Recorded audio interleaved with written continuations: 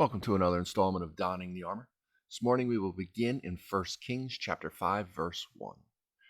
Now Hiram, king of Tyre, sent his servants to Solomon because he had heard that they had anointed him king in place of his father, for Hiram had always loved David. So Solomon is on the throne. He's consolidated his power. He's dealt justly with the people who had gone after Adonijah and who have lived borderline wicked lives even if they had been loyal to David. So he's consolidated his power behind the throne. He's now made a treaty by marrying the daughter of the Pharaoh, beginning his descent in the polygamy. Because as we'll learn from a little bit later when Rehoboam, his son, takes over, that he is the son of Naamah, so the Ammonitess. So it seems like he was married to her before the Pharaoh's daughter, or at the very least she had him first. And now Solomon, having desired wisdom, has been given this grand kingdom. He's been given this power. He's been given this prosperity. And with all of the efforts that he has now had in this solidifying of his kingdom, now has come the time to build the temple. So now with that in mind, you have this Hiram of Tyre, this Gentile king, who has always loved David, who once again has been loyal to David. Now, is this man saved? Does he know the Lord in the way that? Probably not. But it's interesting that he's willing to work this out, knowing that having this good thing with David, that now that his son is on the throne and his father has passed on, now Hiram is willing to step in to help. Then Solomon sent to Hiram, saying, "You know how my father David could not build a house for the name of the Lord his God, because of the wars which were fought against him on every side, until the Lord put his foes under the soles of his feet." So now Solomon is going to reach out to Hiram. Hiram in Tyre has all of these trees. He's got this timber from Lebanon. He has control over what is supposedly by the ancient world the best timber available in the area.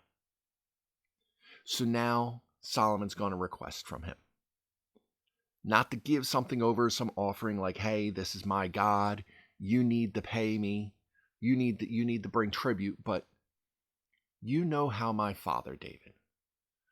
So in this letter, which is interesting because according to Josephus, who is a Jewish Roman historian around the time of Paul, wrote that during his day that he lived, these letters between Hiram and Solomon still existed, and people could still see them and read them. Now, where we are now, we don't have access to these. It's been 2,000 years since Josephus. But apparently during Josephus's time, these letters existed. This very letter that this is summarized from, where Solomon is now asking Hiram, "Look, I know you loved my father, and you had a close enough relationship that you must have known that my father David wanted to build a house for the name of the Lord his God." Now that's interesting because it's not build a house for the Lord, which is how it's been described everywhere else thus far. But when he's talking to a Gentile, most likely a pagan, he's now going to say, "in the name of the Lord, his God." Because it's a way of the Jewish writers getting around not saying the God's name. So they don't want to say the name. Oftentimes when rabbis were teaching, they would literally say the name instead of saying Yahweh. Or Jehovah. Instead of getting the actual Lord's name, they just say the name. But it's also interesting because it cuts down on the idea that when pagans would build temples and houses for their gods, The idea was that the god then indwelled in that house, that's where they lived. When a pagan would go worship a god of the mountain, they needed to go to the mountain to worship. When you went to worship the god of the sea, you had to go to the sea to worship, or to one of their specific temples where they could be. But we know, as Solomon knew, but the Gentiles around them didn't quite understand, that the Lord is not in these things. The Lord is not in the sea. He's not in the mountain. He is everywhere. So that the house, the temple that's being built, is not being built so that this is where God will dwell, because God dwells everywhere. He is almighty. He is omnipresent. But simply, this is the name. This will be the house dedicated to the name of our God. This is where our believers will come, yet not really enter, to be honest with you. That's a priestly thing. So this is where our believers will come to worship him on certain days, but not where they had to.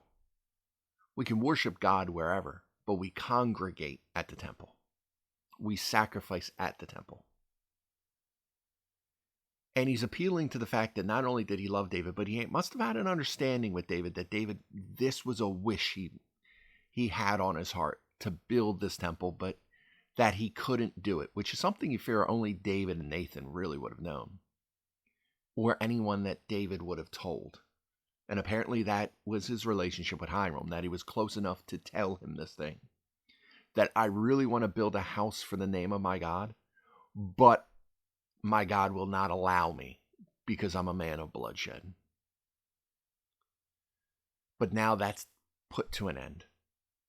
They're now under Solomon. They're now in a time of peace, in a time of absolute prosperity. But now the Lord my God has given me rest on every side. There is neither adversary nor evil occurrence. So now he's beseeching Hiram, look, you understand that my father was a man of war. There were always issues, but the Lord has gifted me this time of peace. And because of this time of peace, now is the time to build this temple. Now it's time to get to a different kind of work. Now that we've rested from defending ourselves from the oppression of our enemies, now that we are the power, now it's time to move on to the work of building the Lord's temple. We've been dealing with the tabernacle, with the ark. We've been a transient people since Abraham, moving from place to place. But now is a time for us to settle down and build this majestic temple to our God. Because now there is no adversaries, there is no evil occurrence, there is no rising up of enemies from our own house, there is nothing that is occurring at this moment. There's no more civil war, there's no more coup. All of these things are over. We have had victory. We are now at rest. We're at peace. And now we have time to go out and do a mighty work in the name of the Lord. And behold, I propose to build a house for the name of the Lord my God. As the Lord spoke to my father David, saying, your son whom I will set on your throne in your place, he shall build the house for my name. So remember, my father couldn't build it, but now we have peace. And the Lord promised that his son would be set on the throne as I am now, and that same son would build a house for my name. That in that time of peace, my servant David, your son will be able to build the house. Your son will have that opportunity to honor me in the way that you haven't. And it's interesting that Solomon, with his wisdom, recognizes and honors his father in this way. We so often hear honor your mother and father as a way of being, you must do as your parents command you. But it's more about honoring them, taking care of them in their old age, or taking care of their legacy after they pass. We live in a time now where people are very bad with this. And you will see people really lambast and lay into the legacy of their parents. You'll see people stand up at a eulogy and badmouth their parents, bash them, say horrible things about them. They will rant and rave against them. It always seems to be an upper middle class to upper class thing. People born with silver spoons in their mouths that don't appreciate the sacrifices that their parents had to make and their grandparents had to make to put them in that position. But so often it'll be for the most petty of things. Not abuse, not true abuse, not violence, not brutality, but so often it comes down to politics. My dad voted for this person or gave money to that cause, and I hate those people, so I hate him. And now that he's dead, I'm going to take to the airwaves to bash every moment of his life, to destroy his legacy, to dishonor him in this time because I am so bitter over something so petty and so small. Because I consider that greater than the relationship I had with my parent.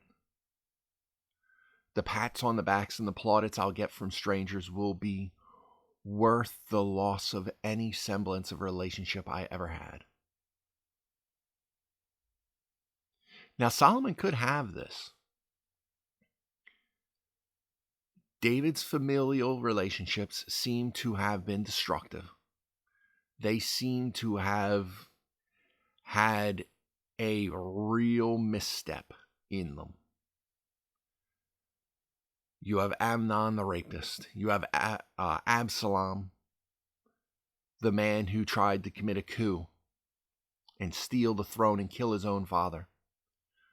You have Adonijah, who tried to end around his father while he was on his deathbed to take the crown for himself and take the throne for himself.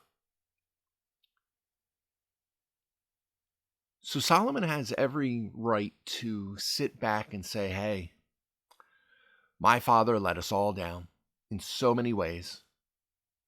I'm not going to honor him and what he had.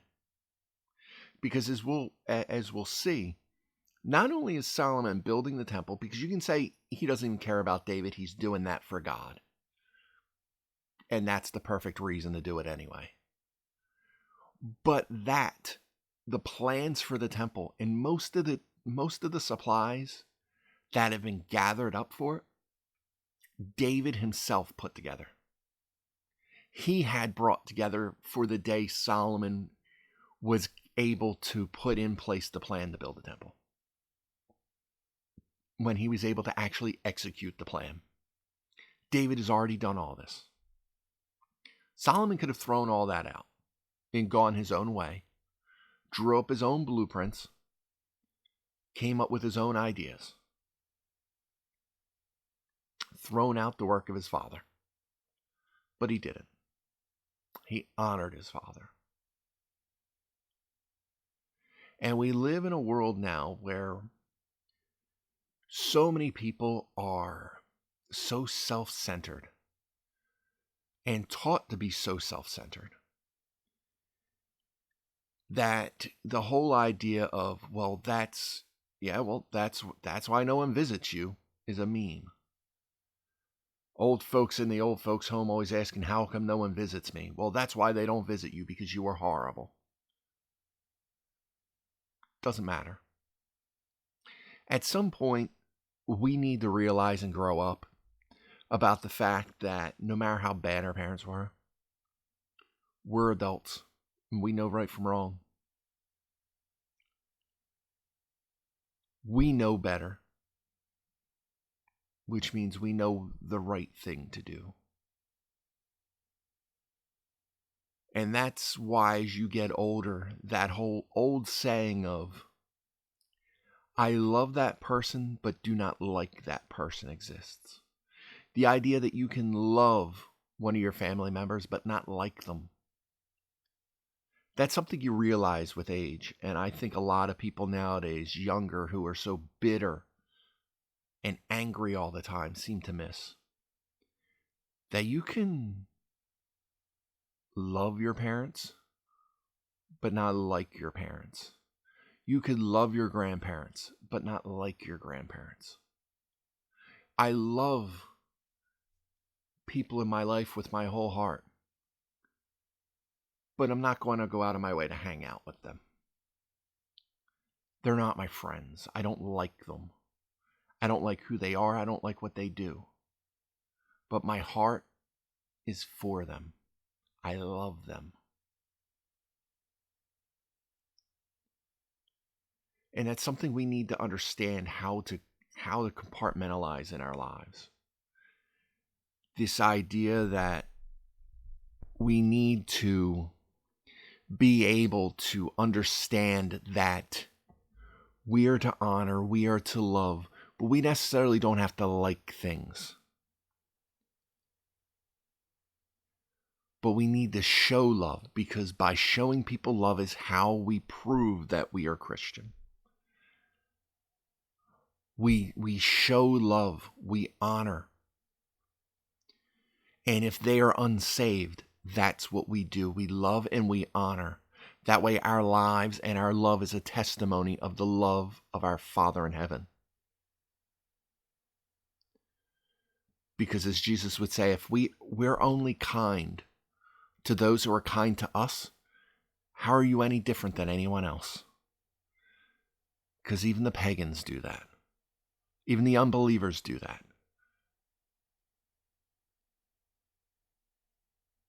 Who, if your child asks for a fish, you will give a scorpion? So even someone as wicked as you, if you're able to give a good gift, how much better will your Father be? And ironically, he's talking to the disciples there. He's talking to his followers, calling them evil as they walk with him, because they have that sin nature inside of them, something God does not. Honor our parents. Honor their name and honor their legacy after they're gone, because our parents will be gone all too soon.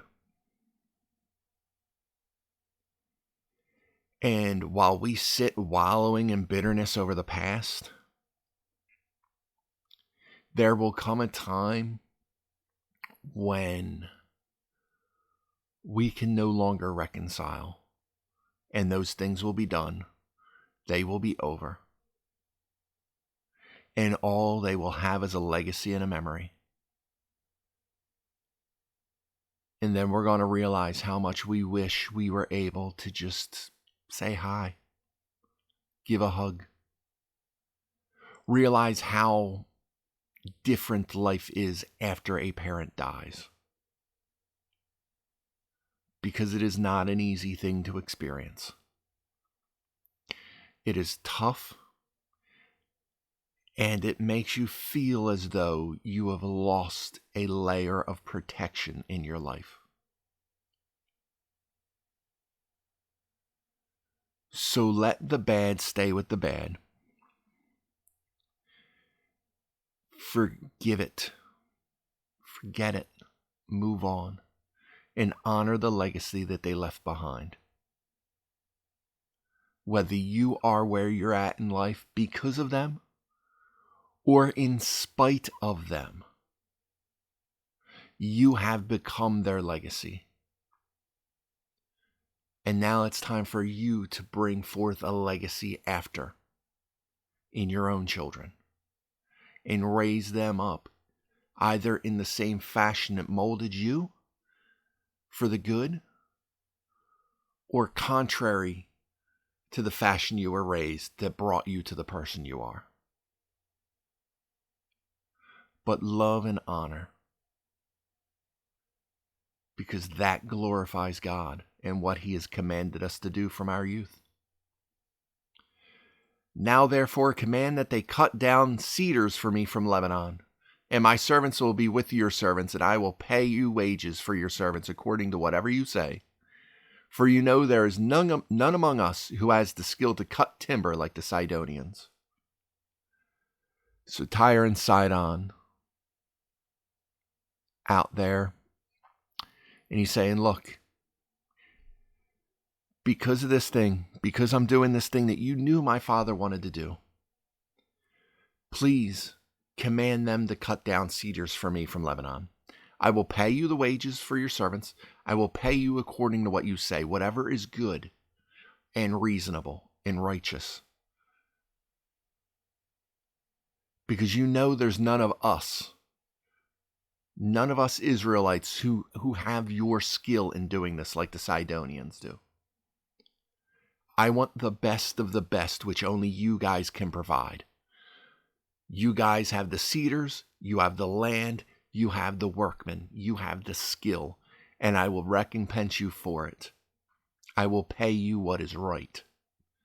So it was when Hiram heard the words of Solomon, that he rejoiced greatly and said, Blessed be the Lord this day, for he has given David a wise son over this great people. So this is the part where people wonder whether or not Hiram was saved, or if this is just a pagan way, because lots of times pagans would honor other gods. They would venerate them, but not worship them. Because in a not polygamist, I completely lost the word. Monotheistic, so polytheistic society where you had multiple gods, it didn't really matter if you worshipped one god or another. You just worshipped all of them, basically. So Hiram saying, Blessed be the Lord this day, is like, blessed be your God this day, for he's given David, whom I loved, a wise son over this great people. But the way it's said, sometimes people are like, well, maybe he actually did come to an understanding of the Lord by David. And maybe he was kind of a convert, almost a Nebuchadnezzar-like. Don't know. Just because this is the way that polytheists often do it, where they would have, you would be more of a Mars worshiper, Ares, Mars, it's the god of war, depending on if it's Rome or Greek. But then you'd also pray to Aphrodite, and you'd pray to Zeus, and you'd pray to whomever else you wanted to pray to, because depending on what you want to do, you want to pray to that person. Which is one of those things where some Protestants will often accuse Roman Catholics of being, because you don't pray to Jesus, you'll pray to Mary, you'll pray to St. Peter, you'll pray to St. Paul, you'll pray to St. Boniface, but you won't pray to Jesus. You'll pray to all these other people. And that comes off as very, very polytheistic when that's the way you go about it. I wouldn't go that far myself. Maybe I'm more of a fence sitter, but I wouldn't go that far. But it is the way the polytheists would do it in that time, where they would pay lip service and veneration to other gods without showing them the worship. Then Hiram sent to Solomon, saying, I have considered the message which you sent me, and I will do all that you desire concerning the cedar and cypress logs. My servants shall bring them down from Lebanon to the sea. I will float them in rafts by sea to the place you indicate to me, and you will have them broken apart there. Then you can take them away, and you shall fulfill my desire by giving food for my household.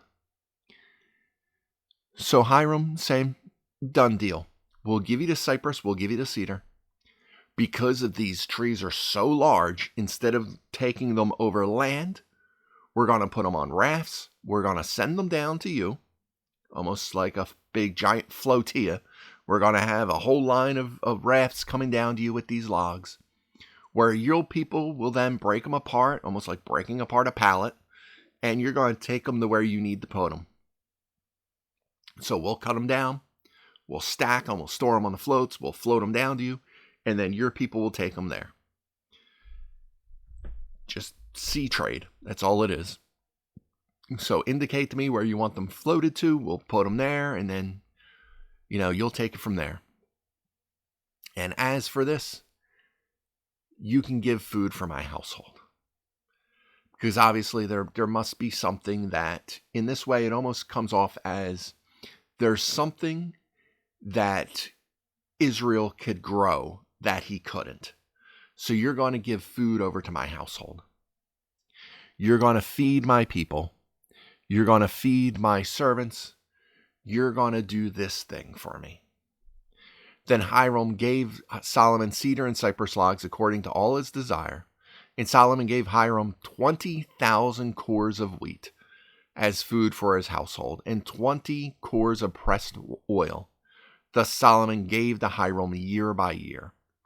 So for all the years that he's doing this, which it takes 7 years to build a temple, he's going to be giving him year after year all this amount for his household. And when we get to Solomon building his own household, we'll see how much he takes in a year because of how many servants he has and children and wives. These rulers had great, huge households, so they needed a lot of foodstuffs to keep them satiated. So the Lord gave Solomon wisdom, as he had promised him, and there was peace between Hiram and Solomon, and the two of them made a treaty together. So the Lord continues to multiply Solomon's wisdom, to continue to pour out that blessing of wisdom upon him, just as he promised. And that it says there's peace, but it's almost like there's a greater peace. There was peace between Hiram and David. They loved each other greatly. They appreciated each other as allies. But now this new king comes on, and now, more so, these two are at peace with one another. That they sign a peace treaty, they're together. They have this treaty between these two. They're now trading partners. And as so often would be the case when these treaties were signed, is they'd most likely be militaristic partners as well. Then King Solomon raised up a labor force out of all Israel. And the labor force was 30,000 men, and he sent them to Lebanon, 10,000 a month in shifts. They were 1 month in Lebanon and 2 months at home. Adoniram was in charge of the labor force. Solomon had 70,000 who carried burdens and 80,000 who quarried stone in the mountains, besides 3,300 from the chief of Solomon's deputies who supervised the people who labored in the work. So they're splitting all of this up. They're splitting all of this work up. They're splitting up the responsibilities.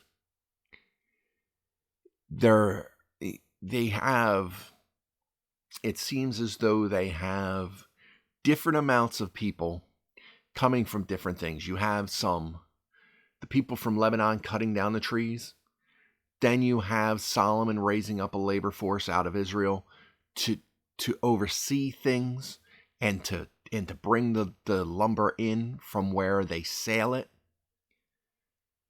Now you have this Adoniram in charge of the labor force. Now you have 70,000 others who carried burdens. They seem to be Canaanite slaves. You have 80,000 quarrying stone. And then you have 3,300 as chiefs over them, as managers looking over the entire thing. It's very organized. It's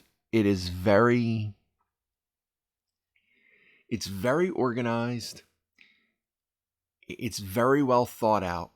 And legend has it according to the way that it used to be spoken of. No one got sick. No one died during the 7 years of building this temple.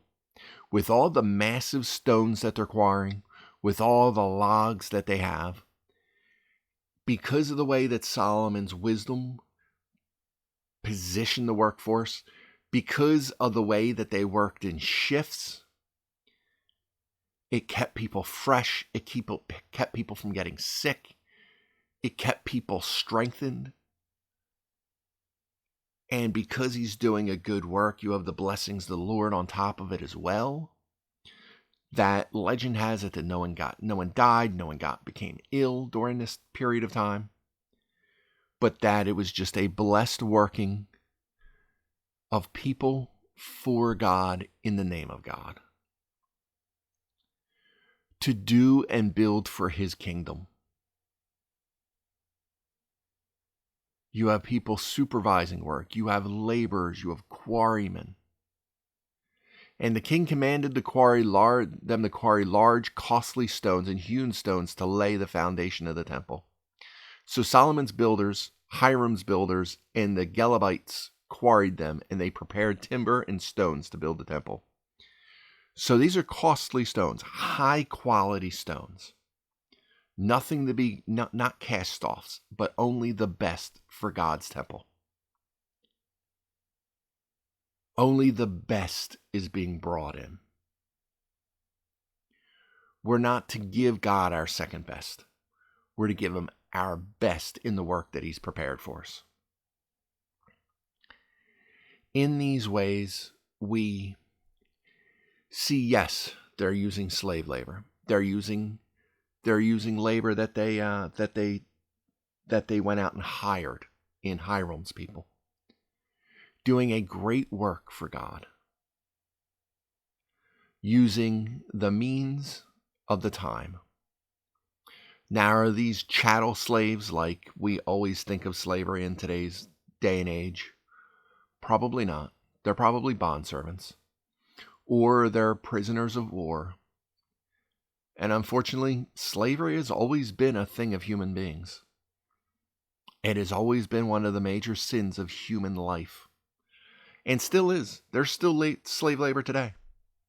People don't talk about it very much. They like to talk about slave labor in the United States when we brought Africans over. But no one really wanted to talk about the slave labor to build the World Cup stadiums in Qatar in 2022. Nobody really wanted to speak about that, because we don't really care what happens to those people. Just like we don't really want to talk about all the tens of thousands of Uyghur Muslims that the Chinese have in concentration camps right now, because we don't want to talk about them. That doesn't serve a political purpose. But the thing is that this kind of fallen evil sin has existed forever.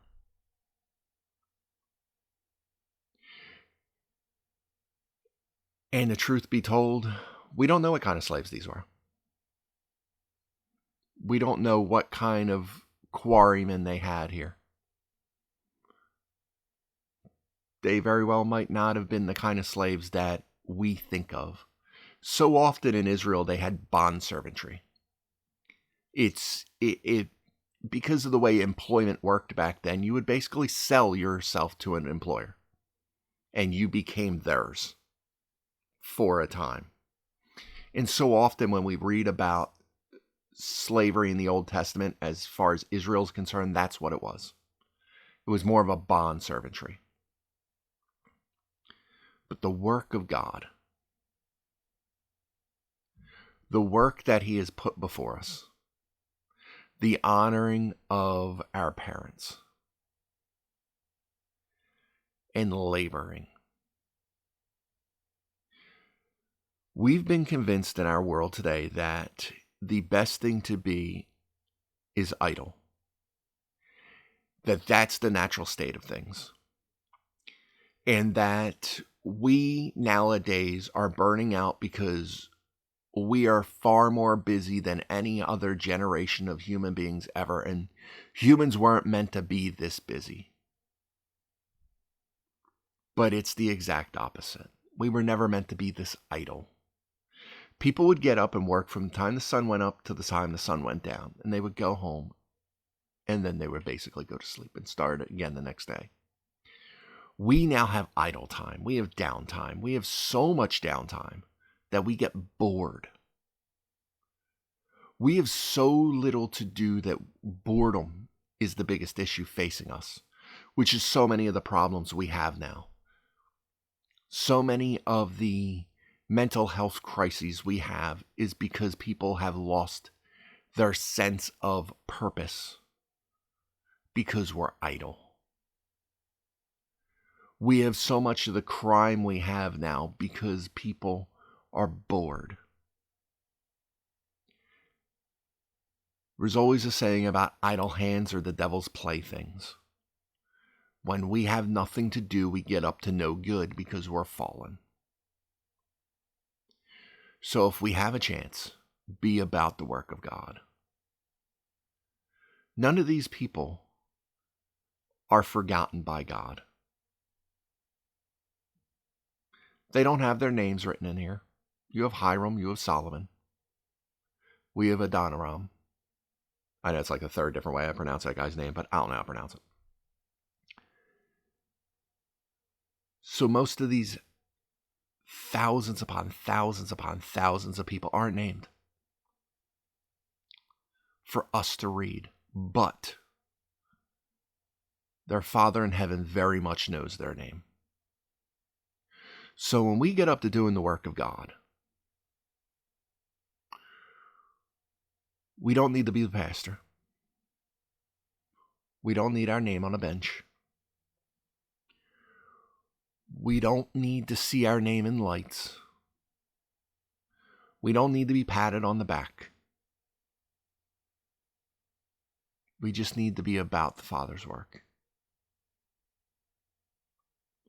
Because at the end of the day, it's not how many people in your church know your name. It's not about how many people know what you do is so indispensable.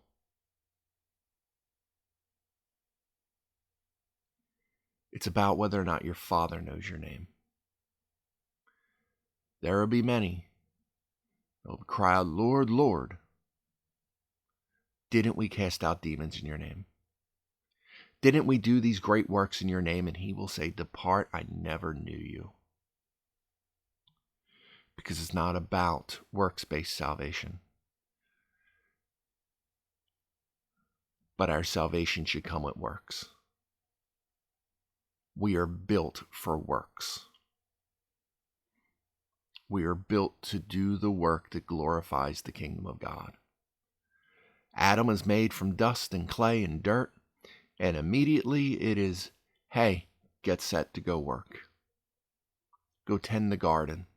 Go name the animals. Go work. Glorifying your Father with every step of the way. That is what we're called to do. Glorious work in the name of our Father.